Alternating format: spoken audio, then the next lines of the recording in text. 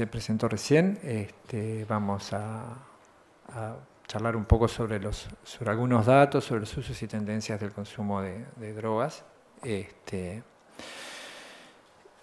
Un poco va a haber muchos números, no se fijen muchos en ellos, no los retengan, además quizás ni siquiera los puedan ver, pero sí vamos a usarlos como excusa como para hablar de ellos y bueno, a ver qué nos dicen en tanto tendencia.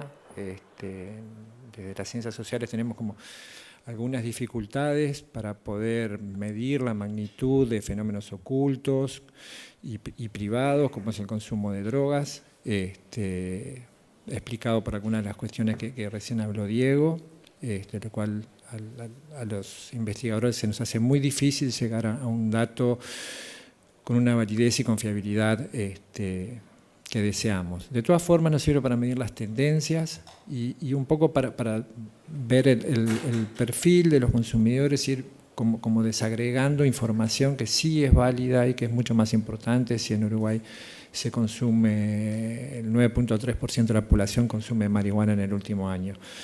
Sí, poder charlar que ese 9.3% no son usuarios problemáticos, entonces uno puede ver en el diario que dice que en Uruguay hay 9.3% de los uruguayos es adicto a la marihuana. Digo para poner un ejemplo. Entonces, un poco como para charlar a ver qué significan esos números y desde dónde salen también esas lecturas, ¿no? Porque no es ocioso, no es eso. Ese sensacionalismo no surge por generación espontánea, hay años y años de producción y en esos también somos culpables los cientistas sociales en producir una información que genera ese tipo de pánico con respecto al tema de drogas. Durante muchos años, diría que hasta casi este siglo, el foco estaba puesto en el vértice superior de este triángulo. El consumo problemático. Consumo de drogas igual a consumo problemático. Desconociendo un montón de consumos que ni eran problemáticos ni tampoco eran frecuentes y que simplemente la gente entraba y salía de esos consumos y no necesariamente eran problemáticos. Sí, todo consumo de drogas tiene riesgo, pero no por ello configuraban un problema de salud para la persona o un problema para todos. La paradoja de esto, y esta visión está relacionada básicamente cuando aparece el prohibicionismo, cuando aparece la mirada criminológica, aparece la mirada sanitaria, por poner foco en ese uso particular de drogas, que además era identificada en las partes más expuestas de la sociedad, quienes son los jóvenes y los pobres, ¿no? Entonces, ya comenzaba un desvío, un sesgo en la mirada del consumo de drogas muy importante. Y además de género también. Las tolerancias y la disponibilidad, como también están ahí los termómetros, también daban cuenta de cómo se configuraba una visión del consumo de drogas. La gran paradoja de esto, además, que el desarrollo de toda esa lectura era recogida por personas que no consumían drogas, porque excepto en el alcohol, la mayoría de las personas no consumen drogas. Entonces, pero sí la representación y sí la moral y los preceptos sociales surgen de la población que no consume drogas, con lo cual aumenta ese desconocimiento y le da a esa representación un carácter deontológico.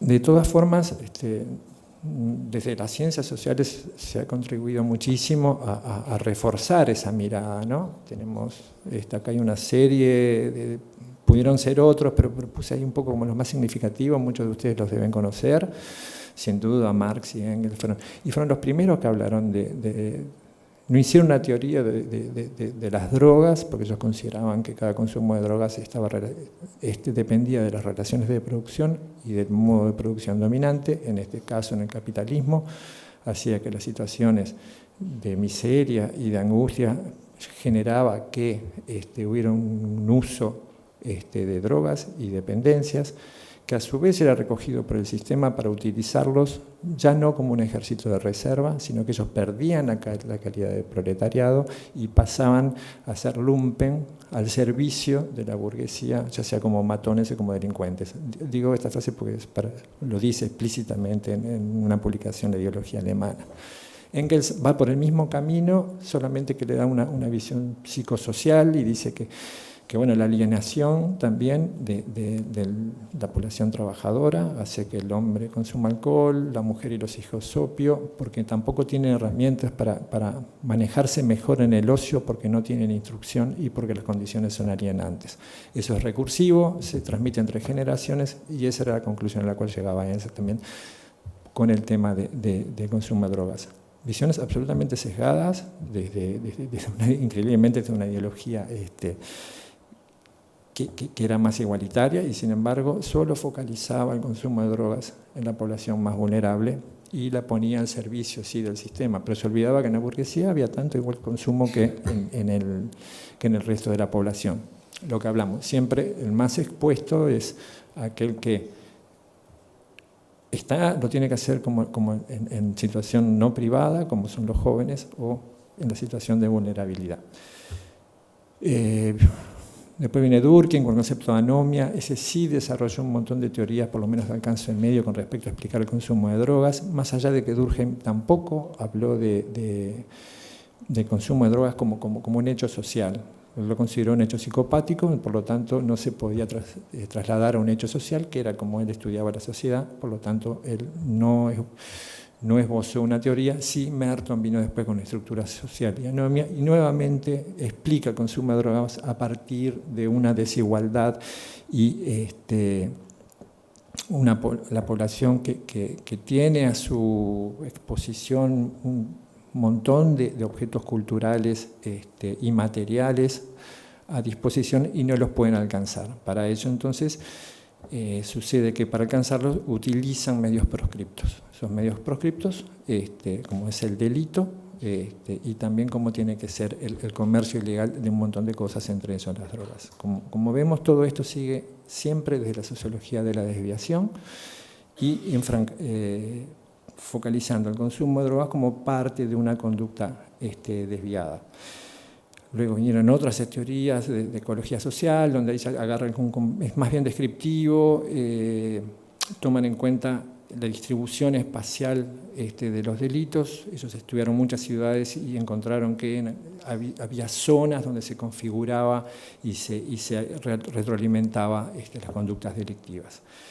Luego ya aparecen unas teorías que en drogas aparece mucho, que tiene que ver con el aprendizaje cultural. Entonces ya se hablaba de que no solo tenía que haber una desigualdad social, sino también tenía que haber conductas que fueran admitidas como válidas dentro de un grupo social. Es decir, ya no alcanzaba con explicar que hubiera desigualdad, sino que además en forma grupal y a través del aprendizaje de qué conductas eran bienvenidas en el grupo, las personas actuaban. Entonces, allí comienzan todas las teorías de la subcultura y cómo el consumo de drogas pasa a ser una de ellas.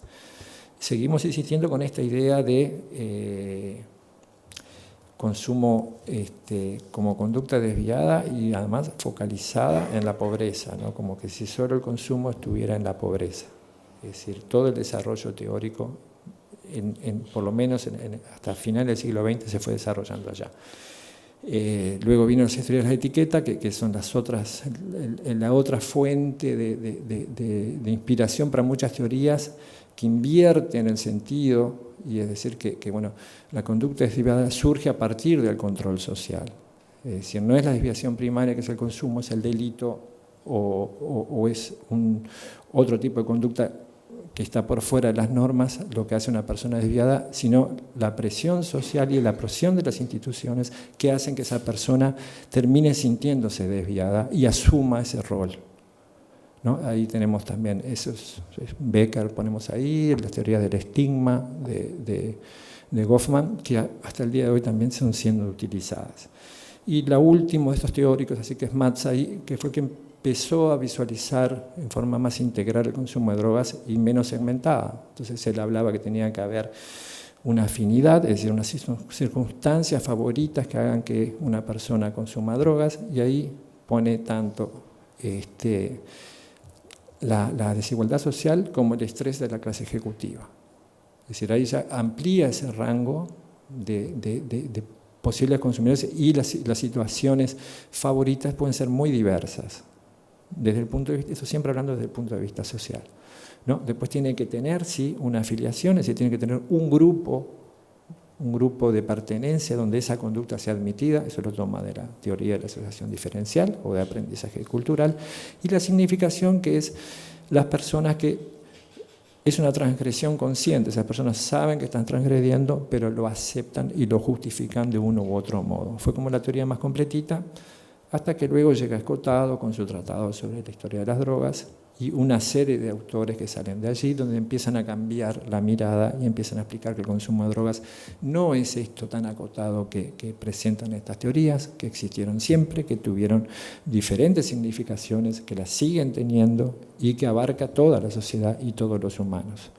Entonces ahí ya empezamos a tener otra mirada sobre el consumo de drogas y empezamos a decir, bueno, no solo aquí se da consumo de drogas, lo que pasa aquí en estos casos, pues después Bauman, Castel, Wakan, todos toman alguna referencia a estas teorías para hablar específicamente de un problema, porque sí es cierto que los principales problemas que generan a nivel social el consumo problemático de drogas son, como siempre, en las poblaciones más vulnerables. Entonces, muchas veces el foco lo ponemos ahí, quizás todos nosotros estemos focalizando allí porque, bueno, es donde tenemos que intervenir más.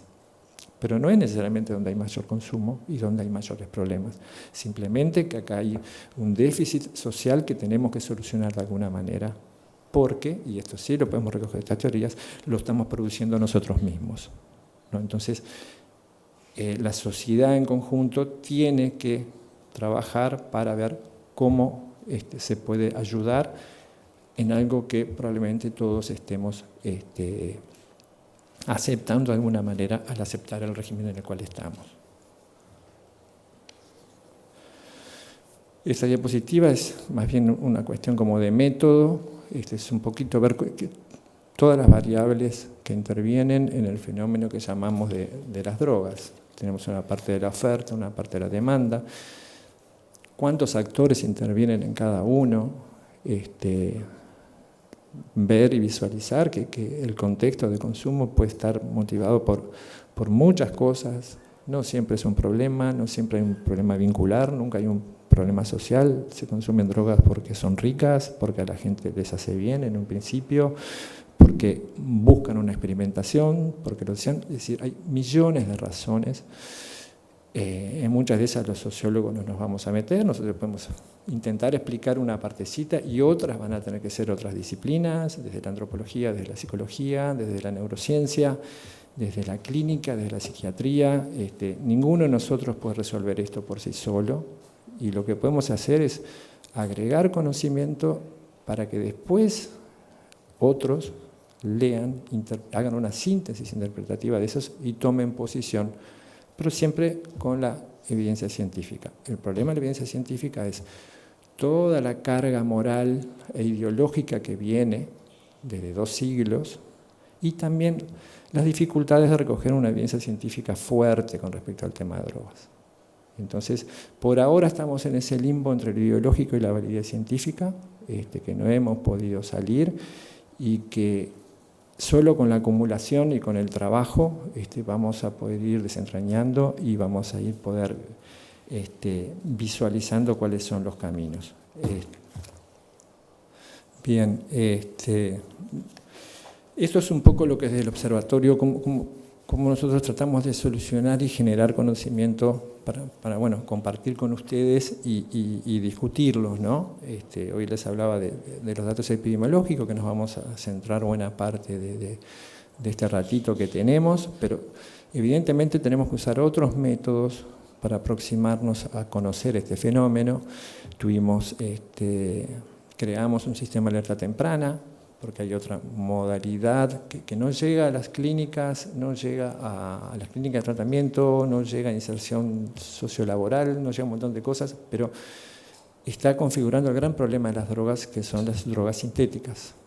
Son difíciles de pesquisar, imposible de determinar qué es lo que contienen, no generan dependencia en la mayoría de ellas, se usan para recreativamente y ocasionalmente, viene de una población invisibilizada desde el punto de vista de problemática social, son drogas caras, sin embargo generan muchos problemas de orden clínico, ¿no? Son de las más peligrosas y son las que presentan los peores situaciones de crisis, que tienen que ver con la sobredosis, tienen que ver con la intoxicación, y que son las que, en definitiva, son las que van generando más muertes. Entonces, por eso también tuvimos que utilizar otro mecanismo que ahora lo vamos a desarrollar después mejor, lo vamos a mostrar, que son los sistemas de alerta temprana, que van a ser nuestras fuentes de conocimiento. Por supuesto, el control de la oferta, para saber qué es lo que viene, qué es lo que entra, qué es lo que sigue de largo, y los estudios especiales, que no son nuestras encuestas de hogares solo, sino tenemos estudios que complementamos con la Facultad de Humanidades, con la Facultad de Psicología,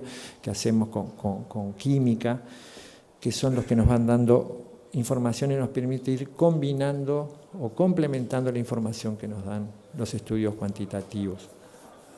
Y pongo ahí la ley de regulación del cannabis como fuente de información, porque la regulación lo que nos va a permitir es poder ver un poquito mejor y más claro el tema del consumo y las prevalencias del consumo y las particularidades a través de que pasa a ser una droga regulada como el alcohol y el tabaco, donde tenemos otras fuentes de información mucho más fiables que lo de las encuestas. Entonces, para nosotros es un cambio para lo que estamos investigando y complejiza un poquito el análisis con el tema de las representaciones sociales. No sabemos si ahora en el año que viene, cuando hagamos una encuesta, si hay un crecimiento va a ser porque creció realmente o porque la gente puede empezar a declarar más fácilmente el tema del consumo de drogas, que como ya vimos muy rápidamente es una de las conductas humanas más penalizadas.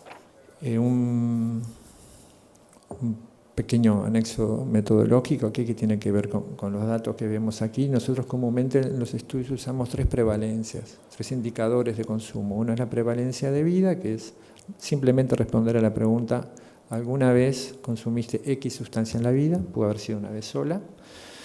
Luego preguntamos si en los últimos 12 meses del estudio ha consumido, que es lo que nosotros medimos, es como la foto del año del estudio que hacemos, que es el indicador para nosotros más fuerte, y si consumió en el último mes, porque está muy correlacionado con el uso frecuente de la sustancia. Si jugamos con estos 3 datos, vamos a ver que la diferencia entre la prevalencia de vida y la prevalencia de los últimos 12 meses nos indica aquellos consumidores que entraron y salieron del consumo. Y es un dato importante, ¿no? Porque nos da una pauta, bueno, que la gente no consume y cuando consumió y siguió de largo y consumió toda su vida. No, la gente entra y sale de los consumos. Puede tener un rato, puede tener una experiencia, puede tener un periodo y después, así como entró, salió prácticamente sin daños. Otros van quedando y pueden seguir con un uso según la sustancia más o menos problemático o perjudicial para la salud, y otros van a tener problemas con el consumo. Pero es bueno identificar cuando uno ve un dato, decir, bueno, ¿a qué está correspondiendo esto? Entonces, yo aquí les muestro la foto del consumo, que nos queda la encuesta de hogares del 2014, que es una muestra representativa en población de 15 a 65 años, representa aproximadamente 1.733.000 personas. Ustedes ven eso y capaz que si no les pongo la gráfica y les pregunto, lo podían adivinar, ¿no? El alcohol, 3 de cada 4 uruguayos ha consumido en los últimos 12 meses, el tabaco es la sustancia que le sigue, luego tenemos tranquilizantes, marihuana, antidepresivos y luego una serie de drogas no reguladas de magnitud menor.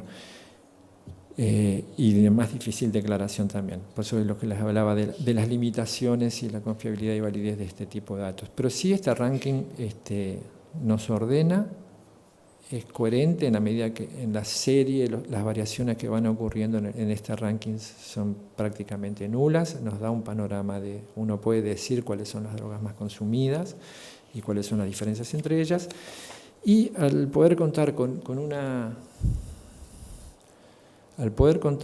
serie, uno puede estimar qué es lo que va a pasar en el futuro si no hay cambios, ¿no? Entonces, el primer cuadro a la derecha, la izquierda mía, Está el alcohol. Ustedes van a ver una serie que es bastante pareja, se mantiene más o menos las 3 prevalencias, varían salvo la de la experimentación, el uso habitual se mantiene.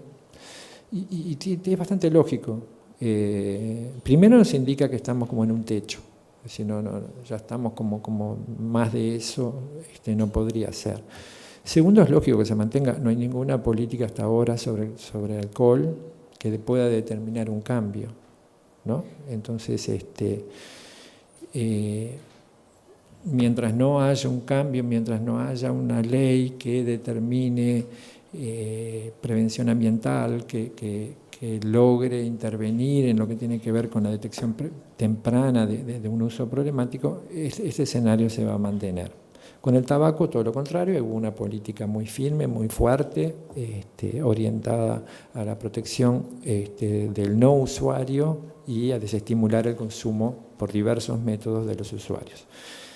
Por lo tanto, continuando esa política, uno espera que descienda o por lo menos llegue al piso que corresponde a esta prevalencia. Con marihuana ha venido un crecimiento constante, fundamentalmente de la experimentación, no tanto entre el 2011 y el 2014 del consumo habitual o la fotito, eso que sacamos a los 12 meses, lo cual significa esto que yo les mencionaba recién, de entrar y salir del consumo rápidamente.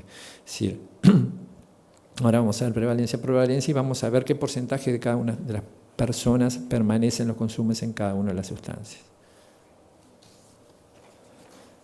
A estas no hay que darle mucha corta, simplemente es pasta base, que no es un buen método para medirla en la encuesta de hogares porque el marco muestral no permite capturar a las personas que nosotros queremos para estudiar esto, y el estudio de drogas de síntesis, en parte porque no tenemos una serie, porque no la preguntamos tan específicamente por sustancia, pero sí vemos que de todas formas tiene un importante 2% de prevalencia de vida, que para la región y para la declaración de consumo, este tipo de estudios es bastante alta. De todas formas tenemos otros elementos para advertir sobre un aumento en la presencia de esta sustancia.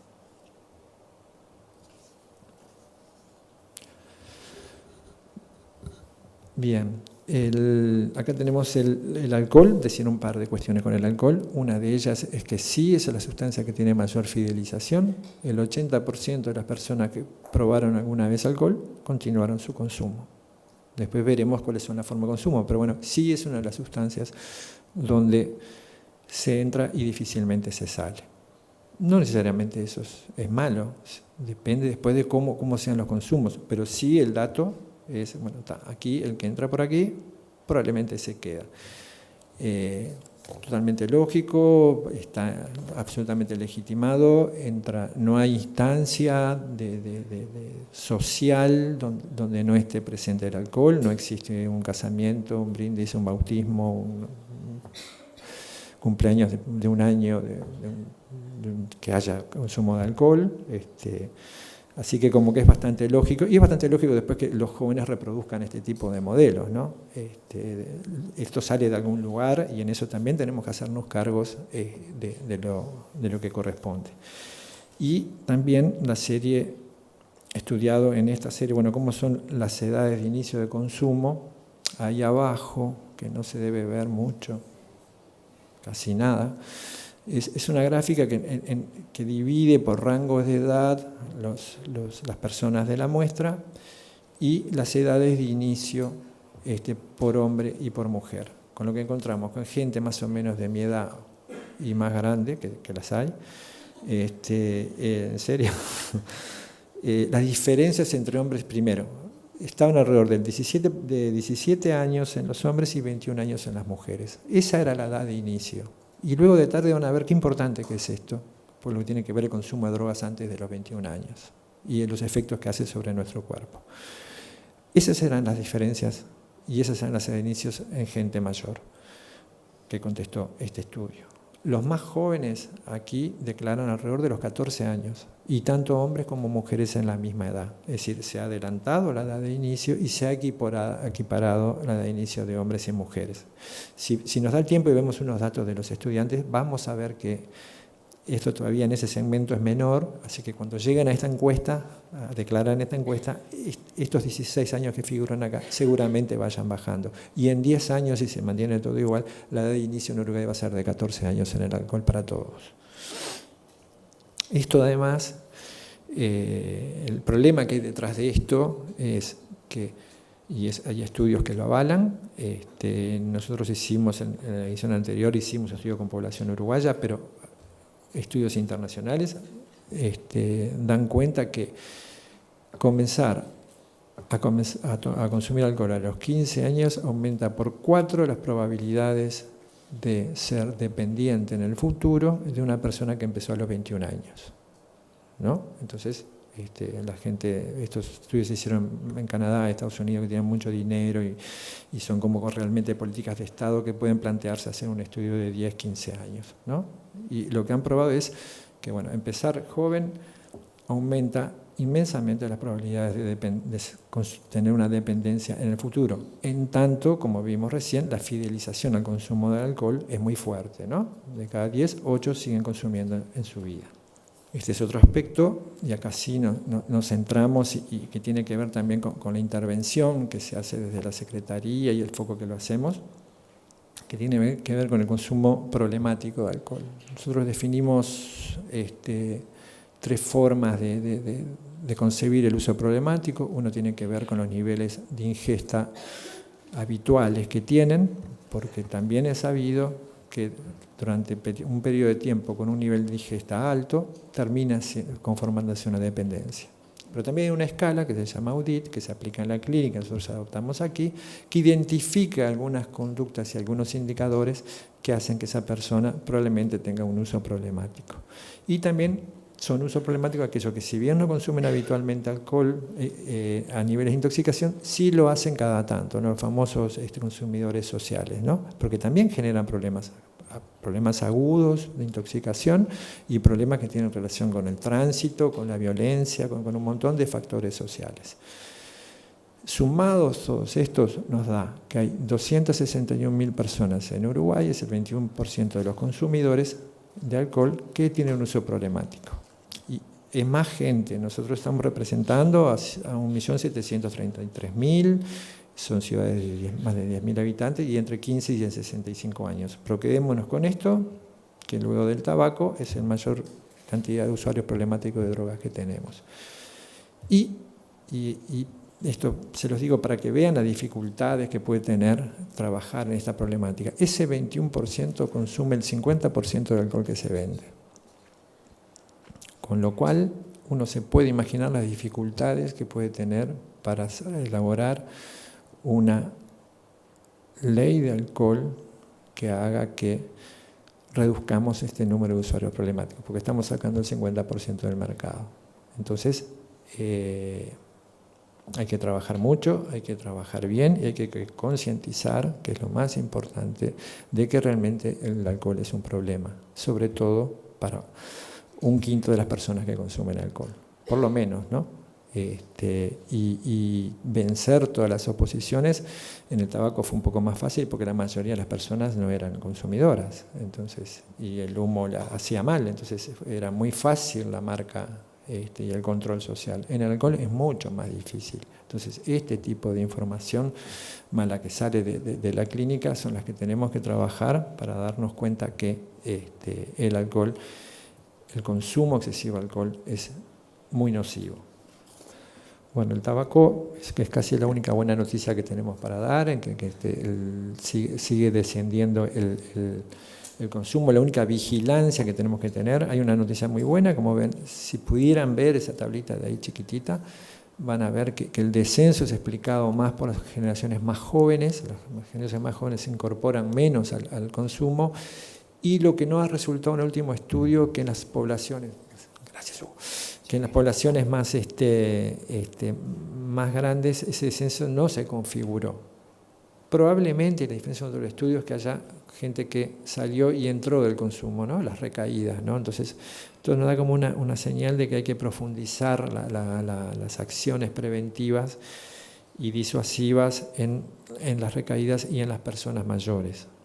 Y otro dato que no está acá, también es cierto que en las poblaciones de menos recursos y de menos recursos, sobre todo sociales y educativos, es más difícil, es decir, hay menos cesación tabáquica que en las clases medias y en las clases superiores. Esto tiene que ver con la cuestión cognitiva, que tiene que ver con las expectativas, que tiene que ver con el manejo del futuro y con la inmediatez, con lo que se vive en determinados segmentos, que hace que la campaña enfocada en lo cognitivo no estaría dando resultados. Y a su vez, si solo hacemos una política de precios, lo que hacemos es en realidad empobrecer más a esta población, con lo cual aquí habría, y creo que ya se está trabajando en eso, es un rediseño de las políticas de cesación tabáquica y tendrían que estar focalizadas más en la población más adulta y en la población con recursos socioeconómicos más disminuidos. De esto voy a pasar un poco rápido, pero siempre porque me gusta mostrarlo, porque tiene que ver también en cómo se trata y cómo se trabaja con la salud mental en Uruguay, ¿no? Uruguay es uno de los países que tiene mayor consumo de tranquilizantes en América Latina y bastante más que en Europa, ¿no? Pero en América Latina se consume mucho y especialmente en Uruguay, ¿no? El 27% allí dice que está consumiendo tranquilizantes por su cuenta y tranquilizantes, y 12% en el último año, y de ellos 1 de cada 6 sin prescripción médica, ¿no? Es decir, aquí sencillamente se toman tranquilizantes, como te pasó esto, estoy nervioso, estoy esto, aquello, sí, toma, yo tengo esto, te lo doy, no me hizo bien, puedo dormir, esto, aquello, lo otro, y nos distribuimos entre todos estas drogas, ¿no? Muchas de esas que son adictivas, ¿no? Y hemos naturalizado el uso de estas sustancias que nos bajan, que nos hacen funcionales, en definitiva, y es todo otro tema que nos hace funcionales en una sociedad que está sobreestimulada y donde el rendimiento es por sobre todas las cosas lo que se requiere de todos nosotros, ¿no? Entonces, aquí también participan las drogas y todos buscamos ese factor de utilidad que tiene que ver con el rendimiento, que son más que nada los estimulantes o los tranquilizantes que nos hacen por lo menos trabajar funcionalmente, ¿no? En esto también hay una diferencia de género importante. En las mujeres es mucho más alto el consumo y es mucho más alta la prescripción médica, y sobre todo a medida que avanza la edad, nos duplican y triplican los consumos de hombres y en las mujeres. Y lo mismo pasa con los hipnóticos y con los tranquilizantes, ¿no? Acá hay un 10% de la población que uno de cada 10 de nosotros ha consumido antidepresivos alguna vez en la vida. La segmentación por género es aún mayor. Y acá está todo un debate, bueno, ¿por qué sucede eso, ¿no? Hay necesidad de que uno tenga, porque, a ver, no es una discusión de que estas medicinas no tendrían que existir o no tendrían que existir estas soluciones en momentos de determinadas crisis, son y se requieren. Ahora, las diferencias de género y la alta magnitud son los que pueden poner en duda si son los métodos adecuados para encontrar una solución a un problema, y si no es que hay un problema de manejo de la salud mental que se hace aquí y en la región, ¿no? Algo que desde la Junta de Drogas no nos corresponde. Acá lo que nosotros hacemos es presentar ese dato, y yo atrevidamente, en base a la evidencia que surge y a lo que sorprenden los datos con respecto a su magnitud y a su diferenciación por género, es lo que a mí por lo menos me lo hacen como si no inexplicable, es ver si no hay algunas otras soluciones alternativas al tratamiento de la salud mental. Con respecto a la marihuana, bueno, en el tabaco me olvidé de comentarle que la fidelización es de las personas que consuman y después cesan es del 50%, eso ha ido bajando, antes era del 70%, pero las políticas públicas han hecho que, bueno, hayan personas que hayan entrado y salido, y es lógico porque tiene que ver con la disminución de la prevalencia. En marihuana más o menos el 40% de las personas una vez que experimentaron, siguieron consumiendo. Pero hay un 60% que las dejó de consumir. Si en un momento, que es este 23% que figura aquí, en algún momento de la vida consumieron 1, 2, 3, 10, 20 veces, pero dejaron de consumirlo. Fue un periodo. Después un 40% sí siguió un consumo y otro porcentaje siguió un consumo habitual. Ahí también hay una gráfica que dice en qué edades es donde se concentran los consumos. Más en los hombres y entre los 19 y los 35 años, ¿no? Es una sustancia donde hay una apariencia que tiene que ver que son los jóvenes, los menores los que consumen más marihuana, pero no, son los que están más expuestos porque consumen afuera. Lo que pueden hacer en la casa no se nota, que comúnmente son los adultos. Entonces, cuando uno ve los números, ve que la concentración de los consumos no son los escolarizados de enseñanza media, sino son las personas que ya salieron de ese sistema. También la marihuana es el que tiene el rango de uso más ancho, es decir, está mayormente distribuido, y de esas sustancias son las que presenta el consumo problemático más bajo, que es el 16.7%, ¿no? Probablemente esto está relacionado con que no genera una dependencia química y también por el tipo de uso que se le da a la marihuana. ¿Cuáles son sus factores de utilidad que hacen que una persona no requiera consumir todos los días y que sí las pueda usar recreativamente?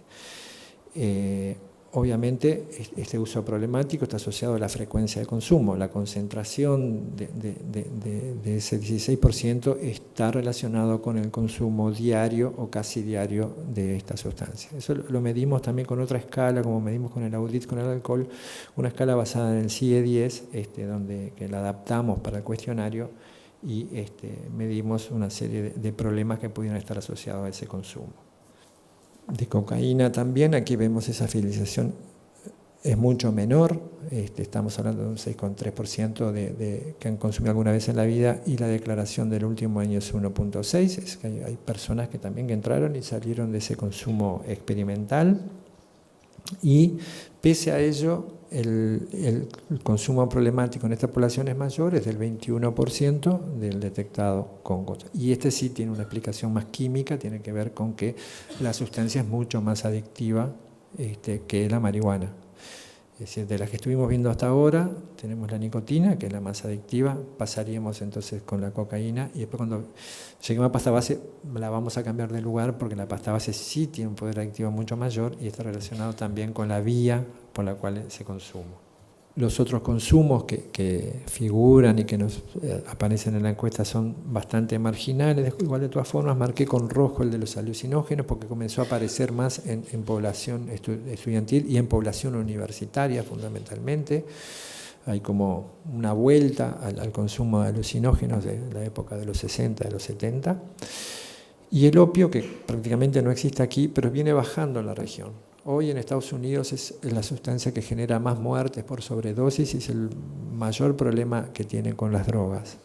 Ya llegó a Colombia, está en Centroamérica y si bien no tenemos ningún indicio en países vecinos de que se encuentre, uno debe estar alerta porque en esta aldea global de hoy es muy probable que en los policonsumidores llegue el interés por consumir este tipo de sustancias, que por su vía de administración y por su alto poder adictivo y por el segmento al cual comúnmente se ubica estos consumos, pueda generar problemas sanitarios gravísimos.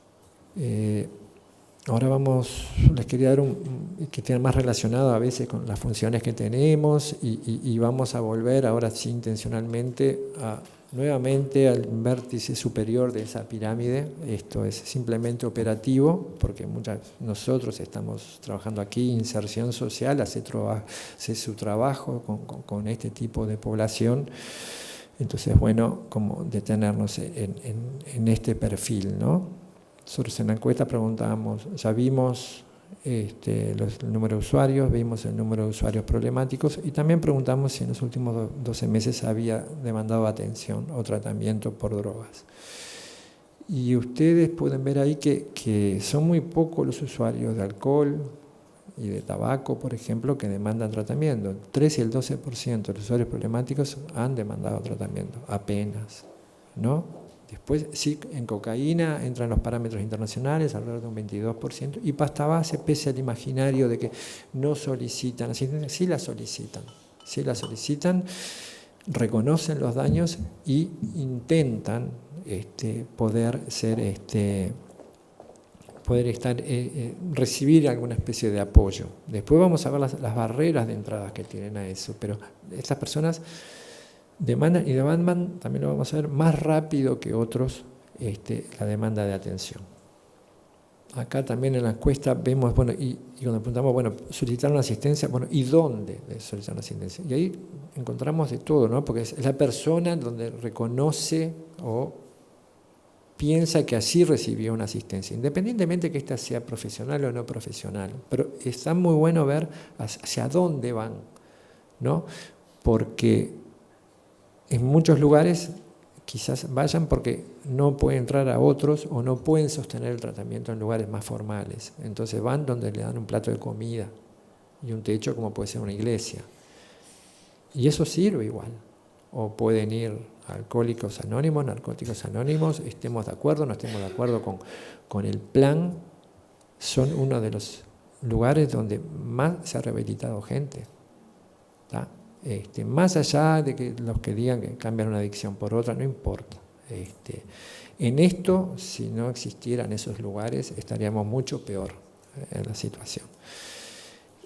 Reconocer ahí también que el Estado estamos llegando más o menos al 30% de los usuarios, deberíamos ser más, deberíamos llegar a más. Esto quizás haya mejorado desde el 2014 y se han creado un montón de dispositivos luego del 2014, que tienen que ver con un estudio que después vamos a ver y que después lo van a ver de tarde con Rosal. Esto debe haber cambiado, además tenemos un sistema de registro donde se han ido incorporando más usuarios. Pero esa es la situación del 2014 y es bueno ver que un usuario cuando demanda ayuda puede ir a cualquier lado y puede recurrir a cualquier cosa. Y debemos estar atentos a bueno, cómo poder captar de la mejor manera a partir de los dispositivos hacia dónde van.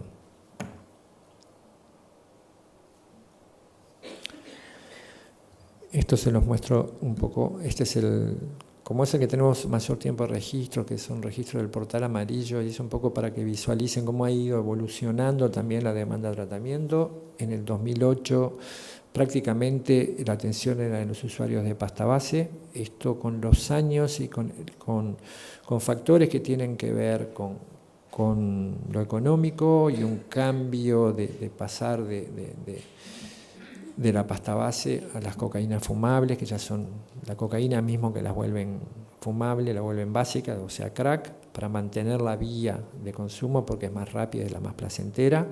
Por lo tanto, hay mayor consumidores de cocaína no mayor, aumenta en forma relativa la presencia de los consumidores de cocaína en el centro de tratamiento que los de pasta base. Alcohol se mantiene más o menos estable y vemos también que sucede lo mismo con marihuana.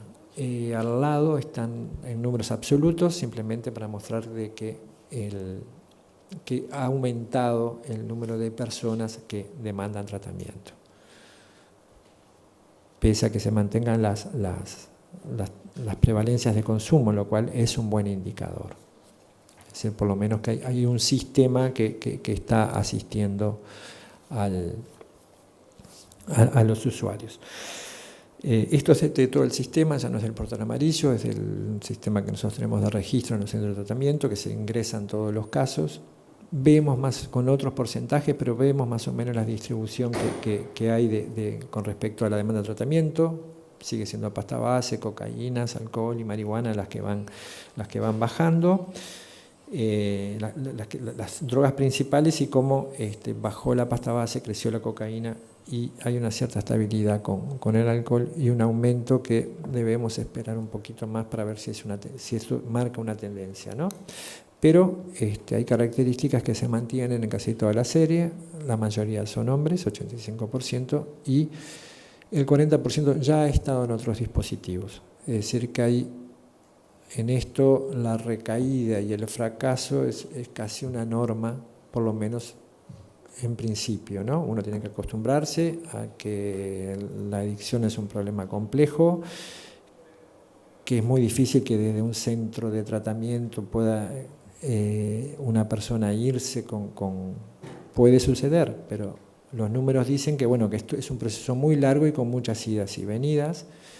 De tarde, cuando venga la gente también de neurociencia, de clínicas, va a explicar un poquito por qué puede suceder esto, que tiene que ver con lo que pasa en el cerebro, lo cual también nos da unas pautas de cuánto debería demorar un tratamiento para ser eficaz. Pero eso todo van a ir como macheando la información al final de estas 2 jornadas. Este es otro dato que a mí me parece interesante también cuando uno va a ponerse a trabajar, que dice, bueno, ¿cuánto tiempo demora una persona una vez que comienza un uso regular, que es lo que lo lleva a la dependencia, y solicitar tratamiento? Pasan muchos años. Y eso nos da una pauta del deterioro con que puede llegar la persona y el compromiso que tiene la persona con el consumo de sustancias. El gran silencioso es el alcohol. En promedio, una persona demora 15 años en solicitar asistencia a partir del consumo intenso de la sustancia que lo lleva a la dependencia. 8 a 7 años la cocaína y un poco menos la marihuana. Y la pasta base es la que lleva menos tiempo, ¿no? Y las razones también son bastante obvias. El deterioro que genera la pasta base es mucho más rápido que el resto de las sustancias, ¿no? Y la intensidad, la progresión en la intensidad del consumo de pasta base, que además es físico, es social, es el perjuicio en la persona. La pasta base es la sustancia más barata de todas, se transforma a los meses en la más cara de todo. Termina siendo más caro consumir cocaína, más barato consumir cocaína que pasta base, por un tema de cantidad de dosis que la persona necesita para estar en el estado que desearía estar, porque a su vez nunca lo logra después. Después simplemente es parar un dolor, ¿no? Ni siquiera lo que comienza siendo placer termina siendo, bueno, yo tengo que atenuar un dolor, y en eso termina siendo los consumos de pasta base o de cualquier otra adicción en realidad. Y la otra diferencia es qué tiempo demoran los hombres y las mujeres. Y en las mujeres es menor el tiempo, ¿no? Y esto puede tener alguna explicación que tenga que ver con la tolerancia social al consumo. Es mucho más tolerable en un hombre el consumo problemático de alcohol que de una mujer. La mujer es mucho más sancionada por el consumo de cualquier sustancia y la más visible es el alcohol, ¿no? Entonces, como ven ahí, también la mujer es la que se acerca antes al tratamiento, y básicamente por la presión, y volvamos a las teorías del estigma, que hace que en el hombre no importa si se emborracha y se duerme la siesta, pero a la mujer no se le admite eso. Entonces, de ahí es una explicación de por qué las mujeres demandan antes tratamiento. Y vamos redondeando, Rosina. Y después lo que se ve en los centros de tratamiento, lo que más se ve es los consumidores de pasta base, ¿no?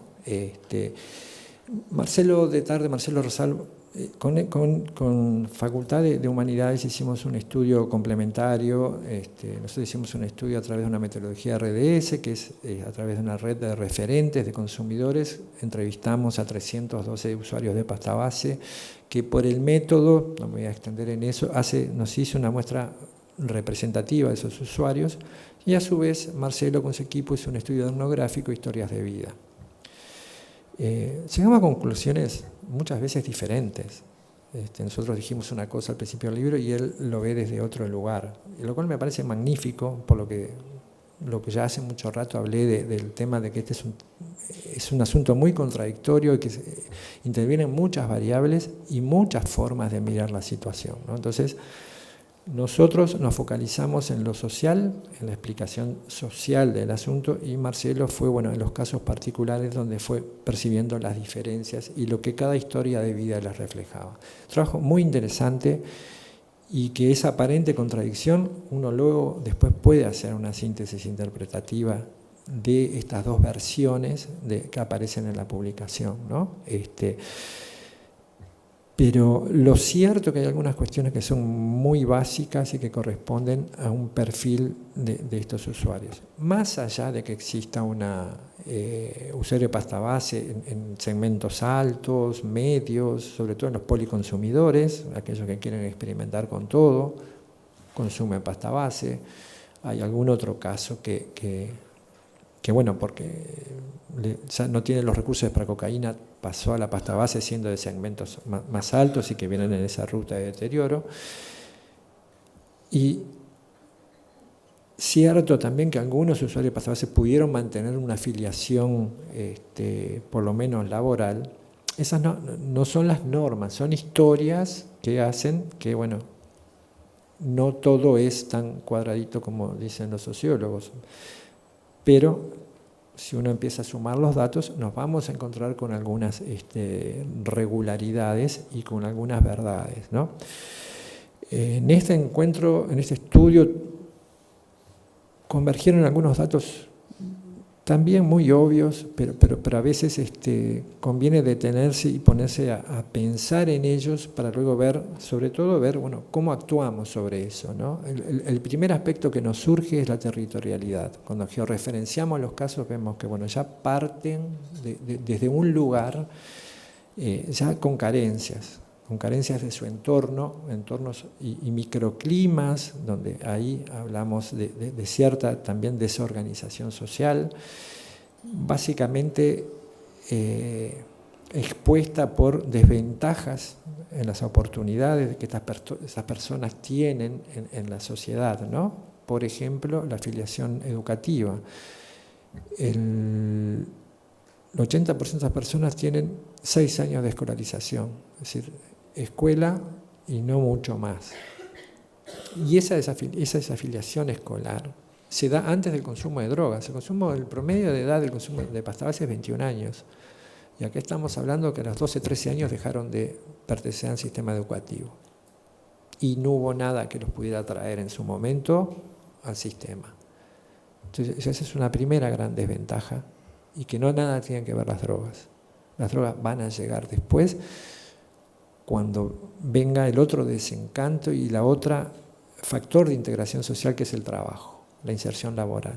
Muy difícilmente consigan en el mundo moderno de hoy inserción laboral con una escolarización que no pasa de primaria, porque los trabajos más básicos son sustituidos por máquinas, para empezar. Miremos la construcción, cómo se hace una planchada hoy, que era el recurso de changa de la gente que no tenía educación, hoy lo hacen las máquinas, y así un montón de cosas. Entonces, es muy difícil que esta sociedad pueda admitir, tenga lugares suficientes para insertar personas que no tengan un capital educativo suficiente. Entonces, no hay capital educativo, no hay un activo social o familiar que pueda sostener a estas personas, no hay una inserción laboral, esa persona comienza una ruta de desafiliación social importante, en la mayoría de los casos, ¿no?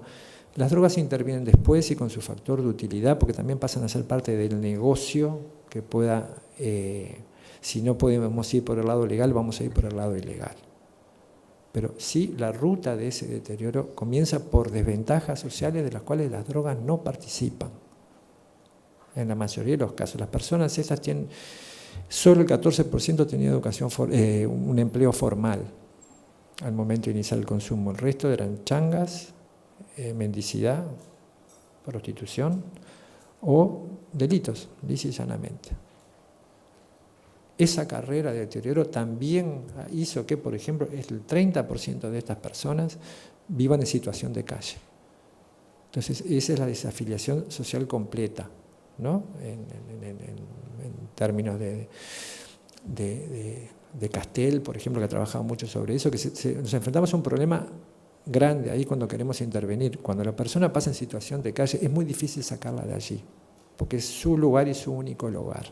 Se le saca a la calle, se le saca todo también. Y es muy difícil volverlo a captar a una institución, a una vida social. Son personas que en un momento están solas, están en una situación de aislamiento.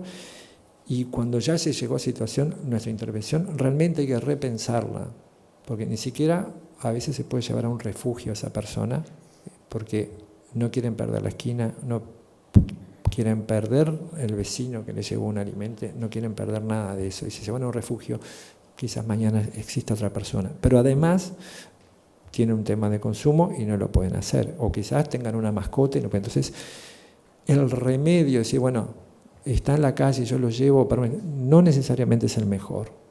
Entonces, esa es una de las grandes dificultades que tenemos en la intervención. La situación esa que yo les hablaba recién y que tenía que ver, y ahí también hay otro autor que es Wakan, que también ha trabajado mucho con el tema de la despacificación, es decir, en estos entornos donde los objetos culturales no se pueden alcanzar, pero sí son expuestos, donde hay todo un estímulo que jamás van a poder alcanzar, los vuelve más intolerable una situación que en algunos casos las drogas juegan ese factor de utilidad, es decir, bueno, yo salgo de esto porque no lo soporto. Y ahí quizás venga después Miguel a hablar de hiperadaptación o transgresión. Bueno, en realidad estas personas están transgrediendo o se están hiperadaptando porque es el lugar que nosotros le estamos dando en la sociedad, porque es el único camino que le dejamos abierto. Todo esto también nos lleva a replantearnos entonces en el qué hacer, que es la pregunta que está ahí, que luego se podrá discutir o se puede con el trabajo, o que bueno, es lo que va intentando hacer Rosina y su equipo, de decir, bueno, siempre improvisando y siempre viendo, muchas veces como ensayo y error, bueno, ¿qué es lo que se puede ir haciendo desde una institución? Porque las instituciones tienen serios problemas también. Tenemos problemas hasta de diseño. En esa segmentación territorial que les hablé recién, muchas veces en los barrios esto divide una zona de otra, y esta es la zona donde nosotros tenemos que intervenir, pero si ponemos una institución de este lado, de acá no van, y es una calle. A veces nos cuesta más difícil, porque es más comprometido ponerlo de este lado, pero hemos encontrado en los diagnósticos locales que hemos hecho de 8 barrios, que la falla principal es que estaban las instituciones, pero estaban en el lugar equivocado. Sobre esto hay que aprender, y en realidad hay que jugársela, y también replantearse, pese a las voces en contrario, que en algunos casos el asistencialismo es lo único que va a hacer funcionar, porque se han caído de la bolsa, se han caído de la red social, y no hay forma formal de traerlos. Lo que hay es, en primer lugar, es asistir, para luego, en pasos sucesivos, ver cómo podemos hacerlo. Y no es una mala palabra el asistencialismo. En países, o la teoría que viene de países donde no existe la exclusión, sino simplemente existe un desajuste, sí, el asistencialismo no es la mejor manera quizás. Pero en otros países donde ya se ha caído tanto y han quedado tan lejos de las posibilidades, no es una mala palabra, por lo menos en principio.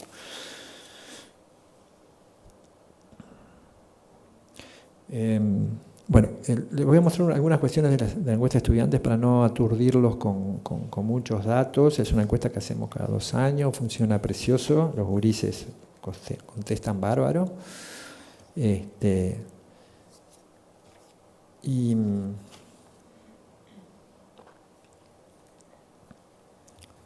ahí está. Y un poco como orientar también, porque a veces mucho también la prensa y todos nosotros, a veces hablamos, bueno, del consumo de las drogas en jóvenes y la problemática que trae. Sí, eso lo van a ver de tarde. Todo consumo de drogas en población menor de 21 años es problemática o es riesgosa, por la etapa evolutiva, por el desarrollo del cerebro y por las formas como se realizan. ¿Son evitables las conductas de riesgo en la adolescencia?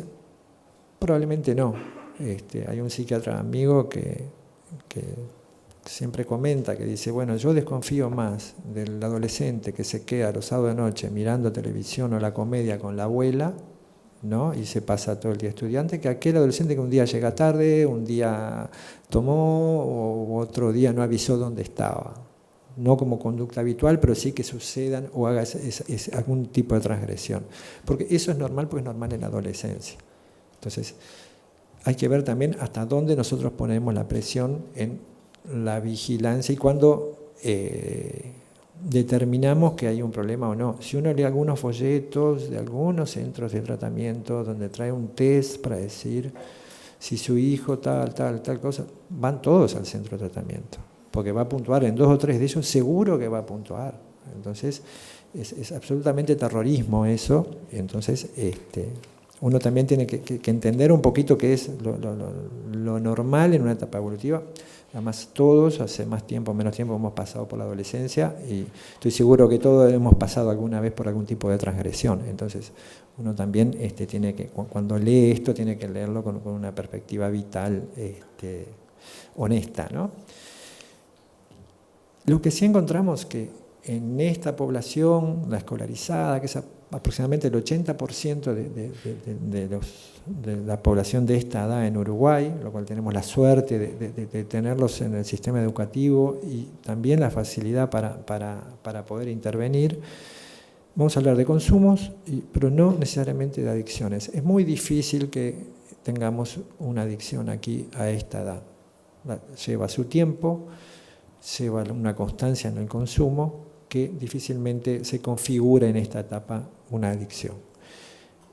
Sí se pueden presentar problemas de usos abusivos y de accidentes que tengan relación con los consumos, eso sí, pero difícilmente hablemos de adicción. Y lo que ya sabemos, lo que ya quizás ya leyeron allí, las drogas forman parte de lo cotidiano.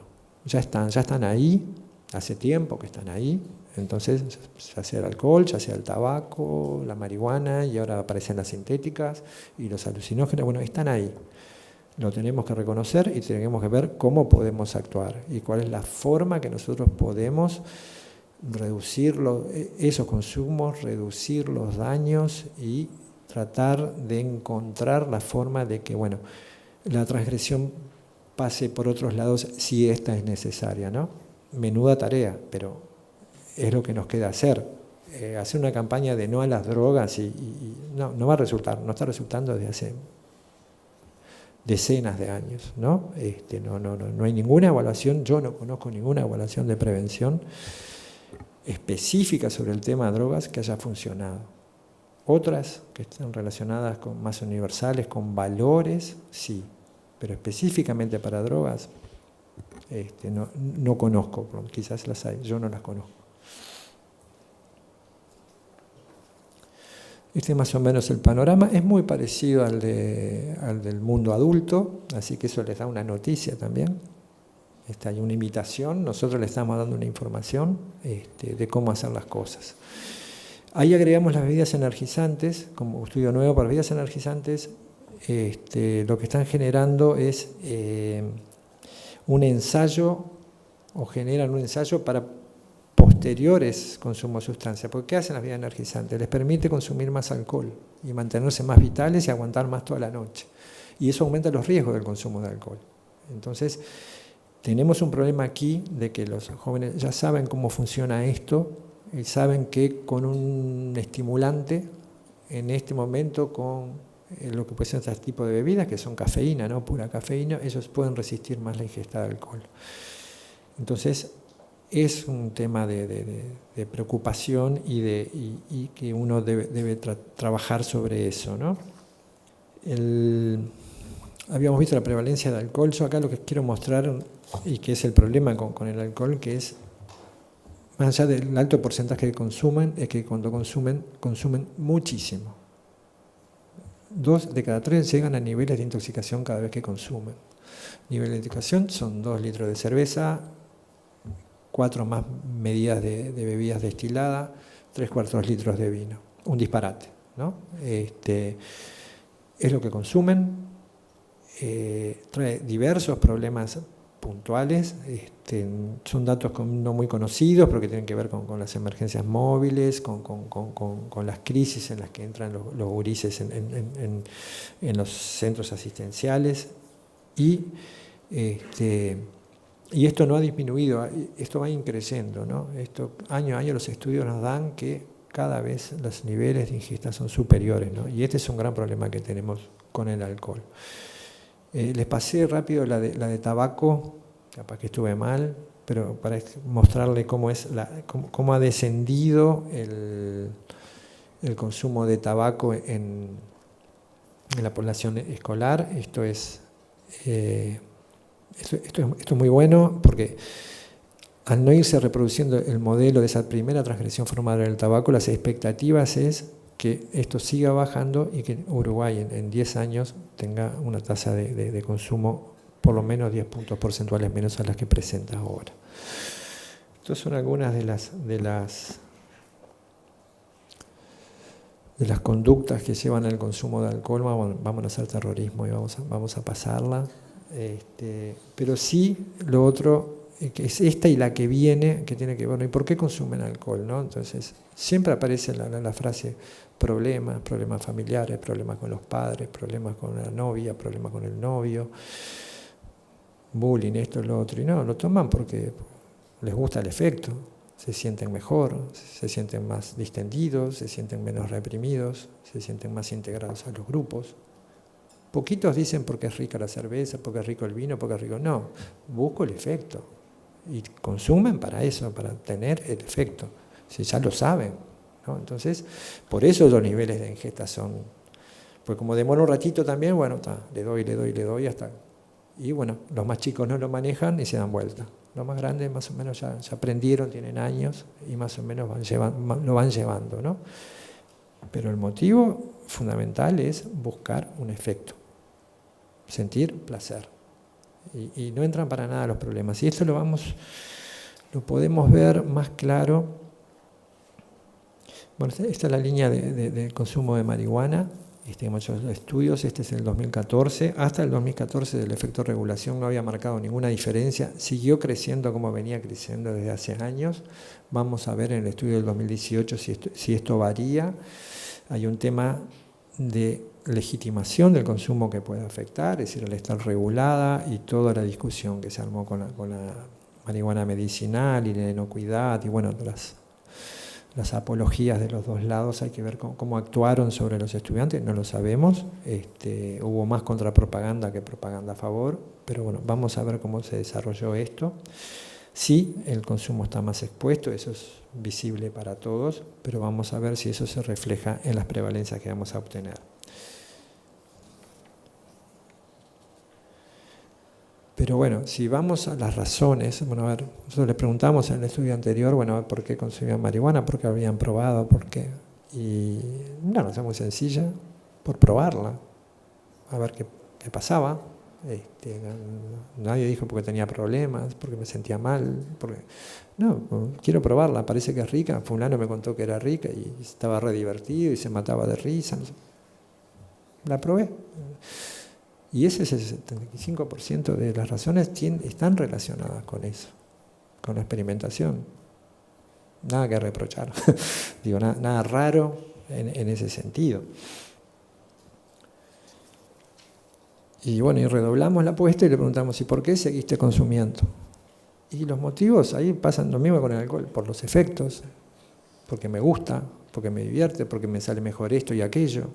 Tampoco nada raro.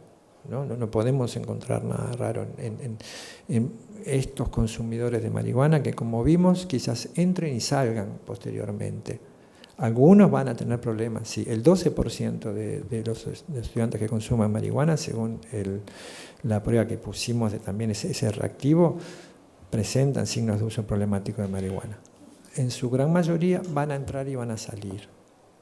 Y van a entrar y van a salir porque quizás por la misma razón, en un momento le gustó y en otro momento ya le dejó de gustar o lo dejó de necesitar. Sí, está el riesgo de que algunos lo sigan necesitando, sí. Existe, por supuesto.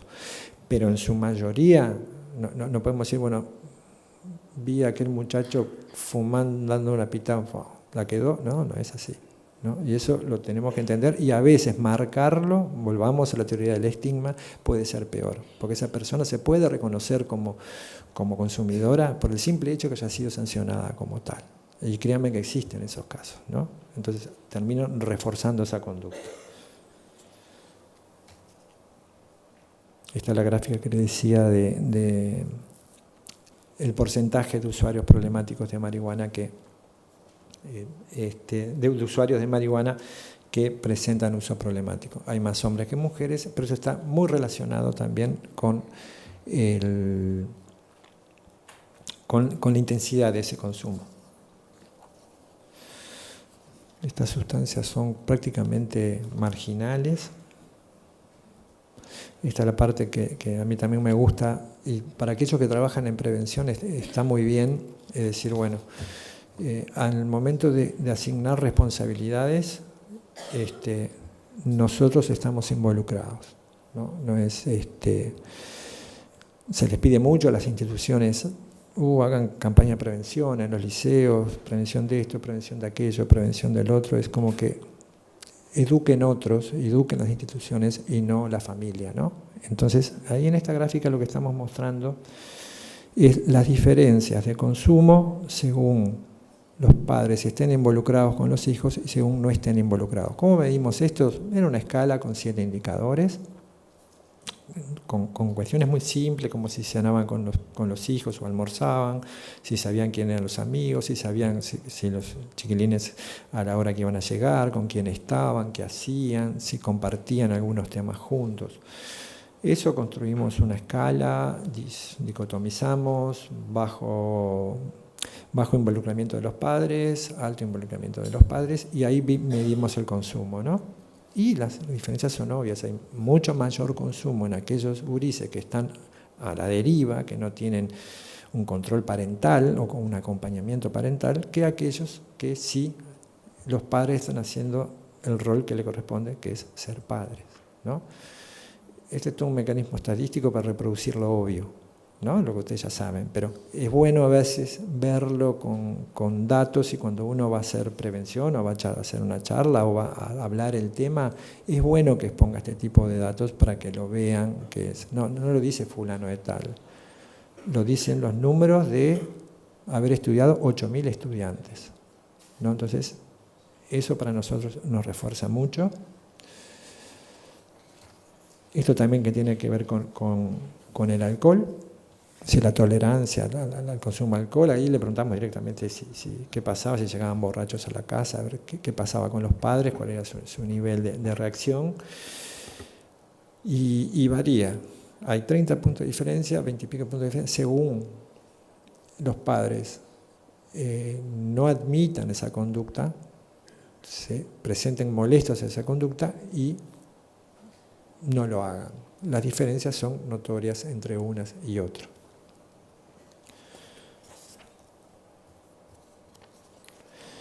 Y acá tenemos también, evité mostrar unas diapositivas medias complicadas de cómo llegábamos a esto, pero uno hace como, con los datos que tiene una encuesta, uno hace un análisis multivariado y empieza a controlar variables y ver, bueno, qué pasa, cuáles son las probabilidades que un joven que consume alcohol, consume tabaco, y los padres tienen tolerancias al consumo de alcohol, y si es hombre y mujer, qué probabilidades de consumir tabaco según tenga una de estas condiciones o no. Manteniendo constantes otras, ¿no? Que son las que están ahí abajo, que no tenga amigos que legitimen el consumo, que ni fumen, no tengan acceso a la sustancia, y riesgo bajo de consumo. La percepción del riesgo de consumo. Si mantenemos estas constantes y movemos sobre estas piezas. Esto es como un ejemplo, ¿no? De ver cómo influyen, sobre todo las variables que están relacionadas con el control parental. Y ahí vemos que si es hombre, consume alcohol, consume tabaco, y hay cierta tolerancia de los padres respecto a los consumos, hay un 60% de probabilidades que ese joven que no consumió vaya en algún momento a consumir marihuana, ¿no? Ese es el 0,59 que se veía arriba. En caso contrario es 0,04, ¿no? Que no fumen, no consuman alcohol, los padres no toleren los consumos, ahí las probabilidades de ese consumo es mucho menor. Con las mujeres la diferencia es más grande todavía. Si bien hay menos probabilidades de consumo, controlando estas variables, las probabilidades de su consumo son mucho, mucho menor. Este es un ejemplo, pero para todos aquellos que trabajan en prevención, uno puede cruzar toda la información que tiene y empezar a trabajar y decir, bueno, ¿dónde yo tengo que hacer más énfasis en el control? Sin duda que no está en el sistema educativo ni en la prevención que podamos hacer en el sistema educativo. Va a estar en la familia, va a estar en su grupo de pares, ¿no? Después lo otro podrá ser como acompañar la tarea preventiva, pero si nos jugamos a que tenga que ser en el liceo, bueno, vamos a poner una materia, no consumir drogas, no va a funcionar, seguramente no funciona. Sí puede apoyar para el intercambio y para la discusión, sí, eso es bueno, pero con eso solo no vamos a hacer nada. Bueno, esto es para los que en algún momento pasaron por la facultad y para que vean también cómo es esto de entrar y salir. Esta es en la población donde hay mayor consumo de drogas, la población universitaria, salvo el estudio que hicimos en emergencias, donde también es cierto la declaración es mucho más leal, ¿no? Porque está en una crisis y al médico se le dice todo lo que le pasó y además hacíamos pruebas biológicas. La otra población específica que estudiamos este consumo es en la población universitaria. El 50% de los jóvenes universitarios de los primeros años tienen un 50% ha consumido marihuana, por ejemplo, ¿no? Así no están, pero el 7% consumió alucinógenos. Es un error que no esté ahí porque fue uno de los datos más importantes que sacamos de este estudio que hicimos en el 2014. Estas prevalencias y altísimas, y que en esta población lo que encontramos fue un menor número de usuarios problemáticos, es decir, que hay un uso mucho más recreativo, mucho más manejado y mucho más controlado en esta población. A lo largo que van pasando los años van disminuyendo estas prevalencias, ¿no? Pero simplemente se las muestro como para ubicar el tema de los consumos, que si bien vemos y se visualizan los sectores más expuestos, repito, los jóvenes, la población vulnerable, socioeconómicamente, el consumo está en todos lados. Y esto es una buena prueba, ¿no? Los universitarios, que comúnmente se llega de clase media para arriba, supuestamente una juventud muy formalizada, muy integrada, y los consumos están a la orden del día así también.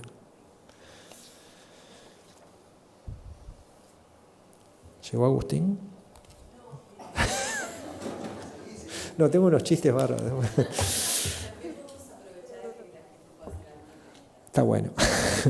Está bueno para mí no, pero no, bromeo. No, este es un caso que les quiero contar así, que tiene que ver con el nuevo escenario, ¿no? En el año 2013 hicimos ese estudio que se llama Viajes Sintéticos. Fue muy divertido, lo hicimos también con la Facultad de Humanidades. Directamente íbamos a fiestas, captábamos a algunos usuarios de drogas sintéticas, para hacerles después una entrevista, mirábamos el entorno, el funcionamiento, el ritual, y en algunos casos llegamos a encontrar sustancias para ser después analizadas, que nos brindaron al momento de la entrevista, nos ofrecieron sustancias para ver qué tenían, ¿no? Porque el gran problema que tenemos con las sustancias son las adulteraciones, ¿no? Es decir, no sabemos qué tienen, no sabemos con qué se adulteran, no sabemos la potencia, puede ser de éxtasis, pero no sabemos la potencia. Entonces, los riesgos que hay se venden unas cosas por otras, se venden alucinógenos y el fentanilo mata, se compra por LSD, se Nevome, que es mucho más peligrosa. Bueno, hay un sinfín de problemas con el tema de las sustancias, las nuevas sustancias psicoactivas. Y se han incorporado al mercado y se ha incorporado el ritual del consumo de estas sustancias enormemente. Cuando hicimos este estudio que les estaba contando, fuimos más o menos, yo no fui, estaba extra edad, pero sí había una gente joven del observatorio que fue, y la gente también de humanidades.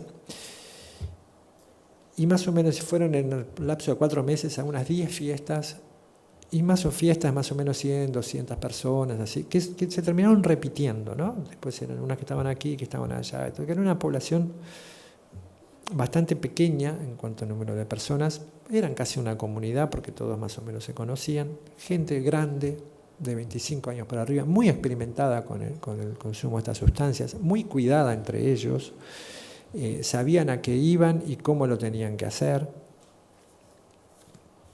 Eso en 3 años cambió absolutamente el panorama. Hace 15 días hubo una fiesta, Greenfield, que fueron alrededor de 10.000 personas.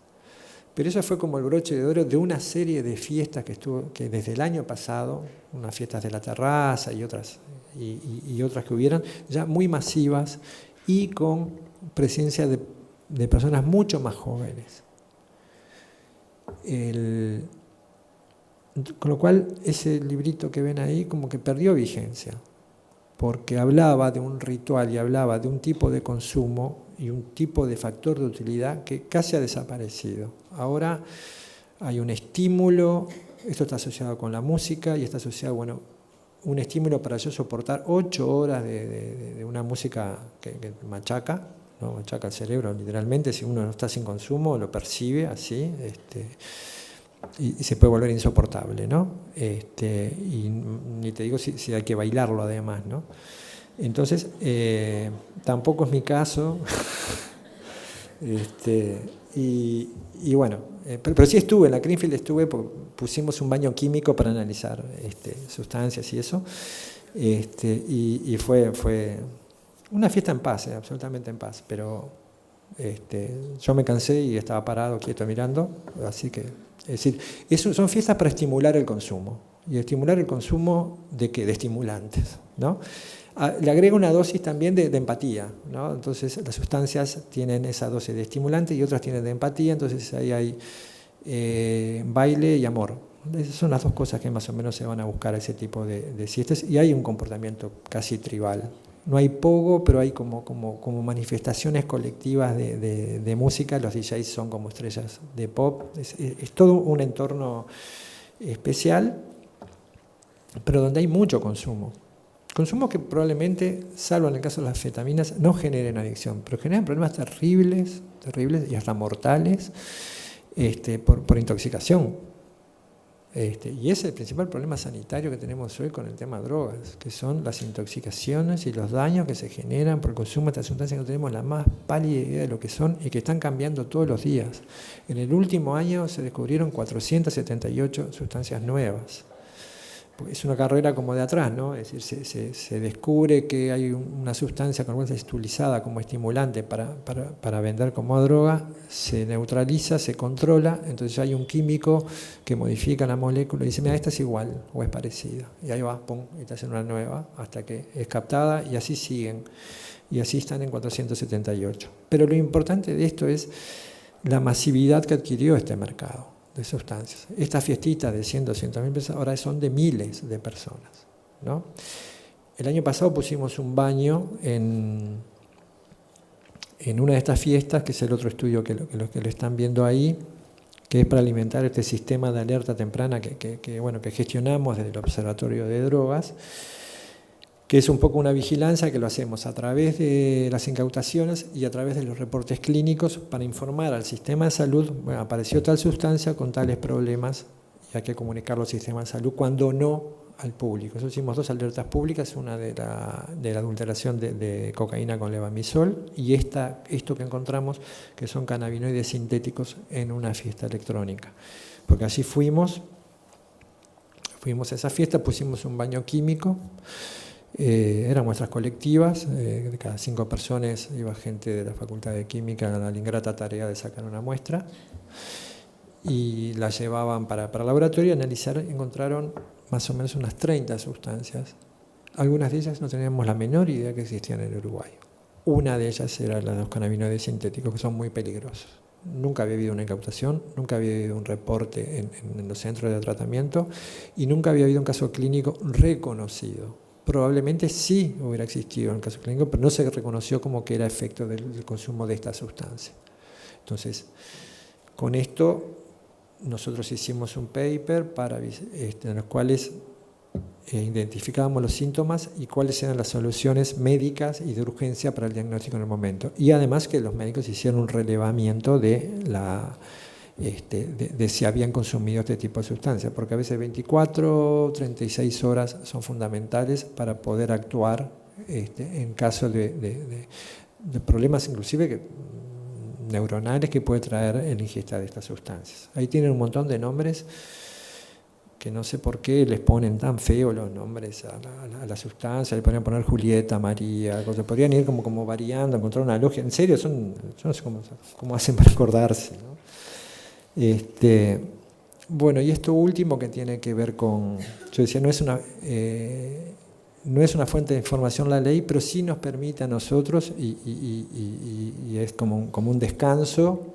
Ustedes imaginen uno haciendo encuestas y preguntando, indagando sobre algo que la gente no quiere decir. Es horrible, es frustrante, ¿no? Porque nos cuesta mucho, ¿no? Y tenemos que triangular para ver si esta información coincide con esta y si estamos cerca, lejos, más o menos. Entonces, la regulación, por ejemplo, con el alcohol sabemos perfectamente lo que le decía hoy, bueno, este 20% consume el 50% del mercado, y nos da unas pautas muy claras.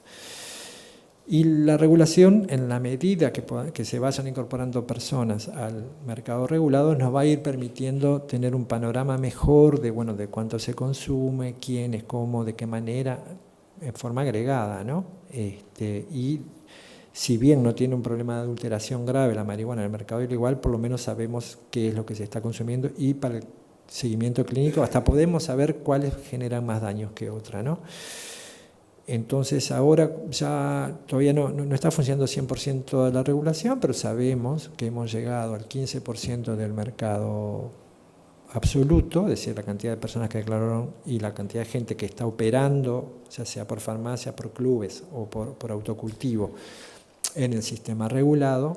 Pero además, como en la encuesta preguntábamos cómo se obtenía, podemos saber más o menos una autocultivadora a cuántas personas puede proveer, alguien de un club a cuántas personas puede proveer, o el mismo autocultivador, el mismo adquiriente de la farmacia, con lo cual también podemos estimar en este momento que estamos llegando al 37% del mercado real. Real es aquel que nos declararon que consumían, que no sabemos si es verdad, bueno, pero de a poquito nos vamos a ir aproximando. Estas son algunas de las publicaciones, estas publicaciones están en Infodrogas, hablan más o menos, habla de las cosas que les conté recién y mucho mejor, y mucho más extendido y mucho más claras, así que si quieren, les interesa, pueden recurrir a ellas. Hay otra más que creo que después les van a proporcionar, que tiene que ver más con el tema de la caracterización de los usuarios problemáticos de drogas y la atención y tratamiento de los mismos. Y bueno, por cualquier cosa ahí está la página y ahí está el correo. Y nada, muchas gracias.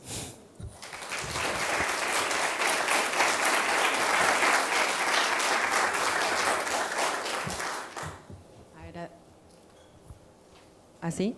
Agradecemos la excelente presentación de Héctor Suárez, es mi amiga, que no solamente es mi amigo, sino que amiga. cada vez está buenísima tu presentación, Héctor, muchas gracias. Agustín Laperina está llegando, porque es papá reciente y estaba en el control con su niña, y capaz que podemos aprovechar a hacer alguna pregunta a Héctor de todos los temas que tocó, que fueron, muchos. Mientras piensan la pregunta, dos avisos. En el corte del mediodía va a haber una comida que vamos a proporcionar para que podamos volver realmente a retomar la actividad a la hora que está prevista.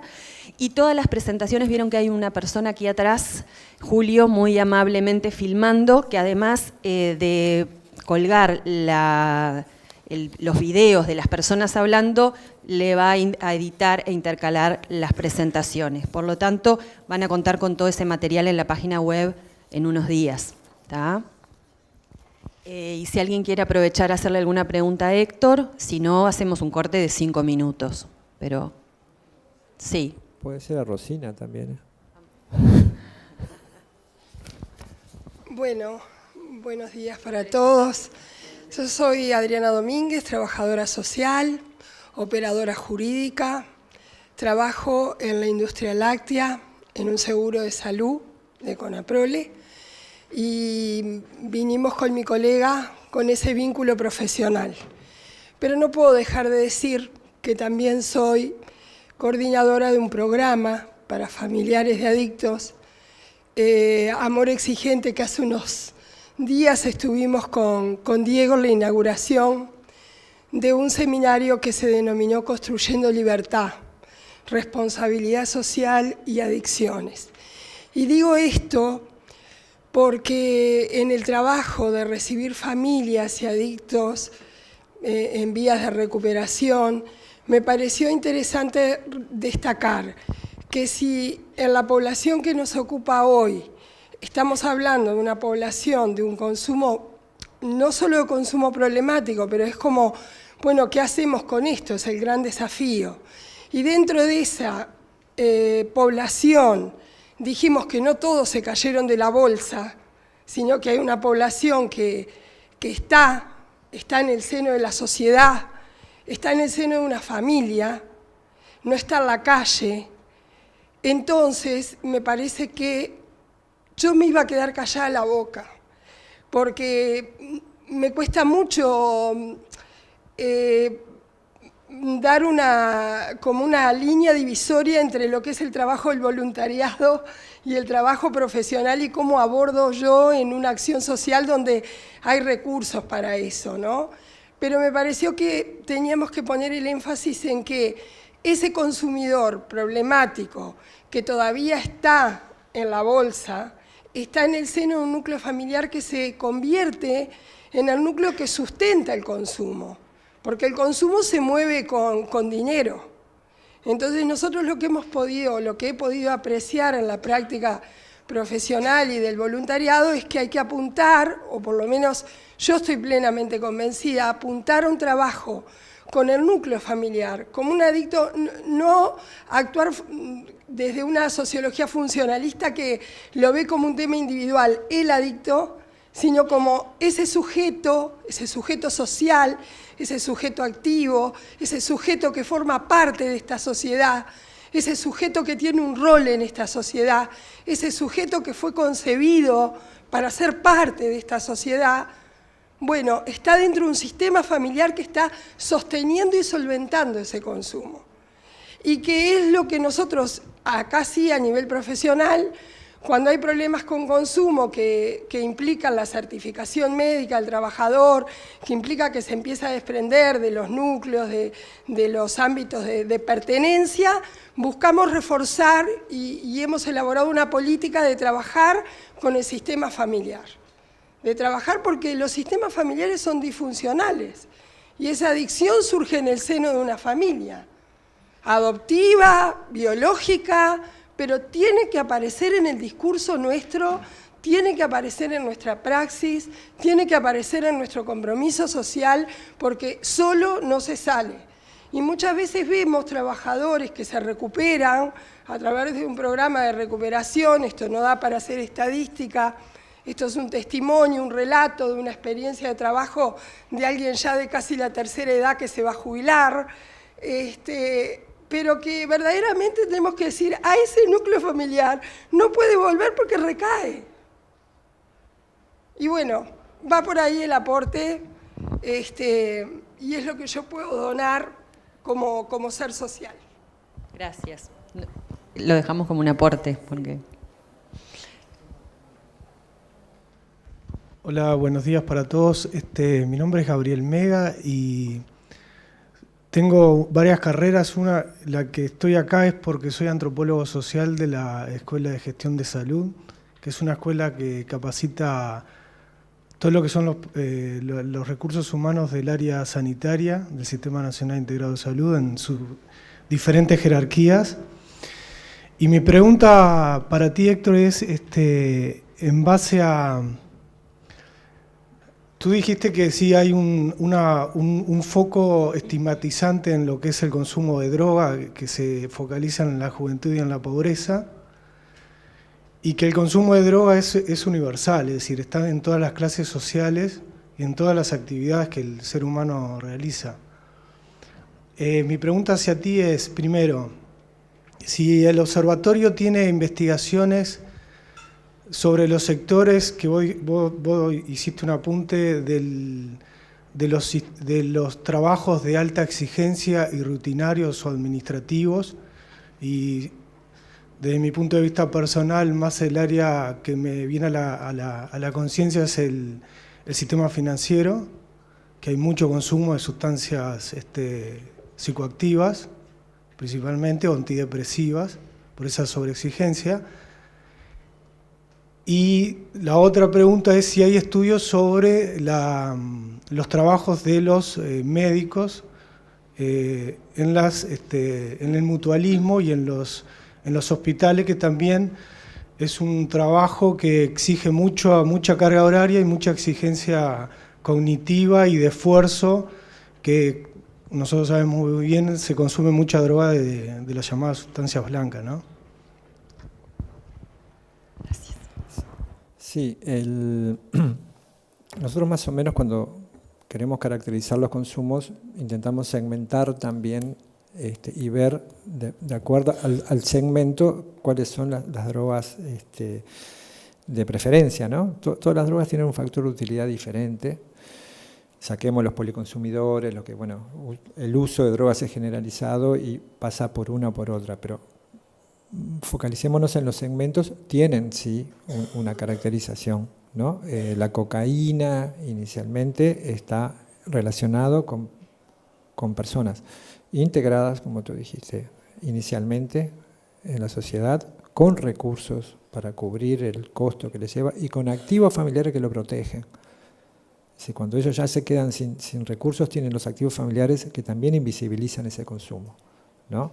Pero tú lo dijiste, está focalizado en un segmento medio y medio alto, y donde ese consumo está relacionado, de cocaína está relacionado con lo que esperan las personas de esas sustancias, ¿no? Entonces, esas sustancias pueden ser los yuppies, ¿no? Pueden ser la alta exigencia que te puede dar algunas profesiones, ya sea financiero, pues son varias las profesiones que tienen alta exigencia, ¿no? Los cientistas sociales también, eso mucho no discrimina, ¿no?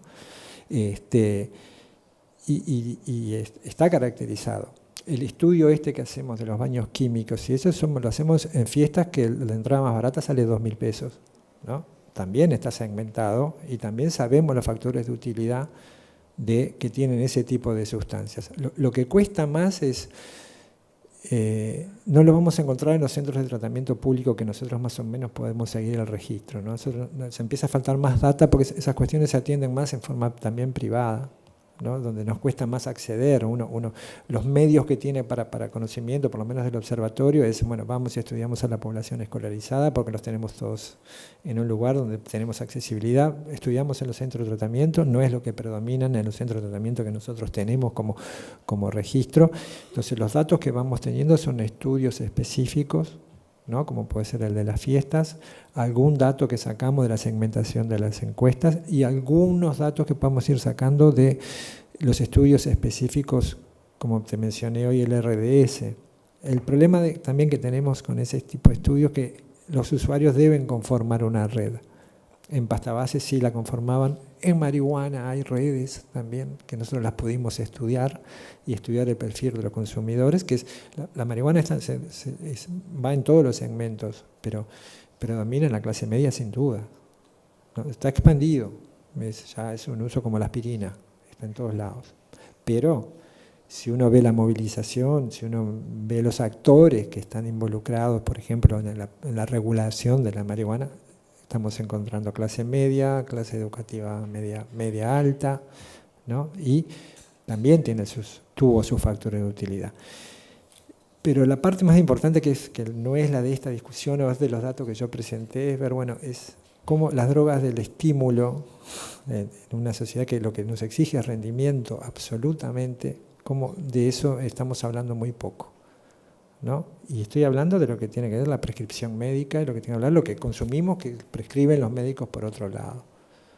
Pero hablo también de las bebidas energizantes. Le estamos enseñando a los gurises que con esta alta dosis de cafeína vos vas a poder bailar toda la noche, aunque no estés en una fiesta electrónica, y podés seguir tomando mucho más de lo que tenías que tomar, ¿no? Es decir, el gran problema de hoy, de este neomodernismo que tiene que ver con la eficacia, con el estímulo, con el rendir, cuantas más horas estés en la vigilia mejor, y cuantas más cosas hagas mejor, y agarrar el WhatsApp y a su vez hace esto y a su vez aquello otro. sin drogas creo que no se puede hacerlo como te lo exigen, ¿no? Y requiere toda una línea de trabajo, así que nosotros de a poco vamos incorporando. Nosotros tenemos una función de dar las estadísticas, nos pagan para dar los datos oficiales, ¿no? Epidemiológicos, pero creemos que ya tenemos que dar un paso más y poder dar un aporte más al conocimiento de este fenómeno, ¿no? Entonces, y tenemos que ir hacia todo el sentido, no podemos hacer una política de drogas para pobres. Hay que hacer política de drogas para todo, como decía la compañera recién. Hay gente que no se cayó de la bolsa, como decíamos recién, que están ahí y que en realidad es una persona con un problema de una adicción que está afectando a todo un núcleo familiar. Por cada problema que hay toda una familia detrás que puede ser víctima, puede ser, como decía ella, también la que sostiene una situación. Yo no aseguraría como que fuera eso, que fuera solo el chivo expiatorio de un problema familiar, ¿no? No sé si siempre es así, porque como vimos hoy en las primeras diapositivas, es tan multicausal y son tantas las determinantes que pueden llevarte a un consumo y llevarte a un consumo problemático que tampoco podemos ser así tan causalistas, ¿no?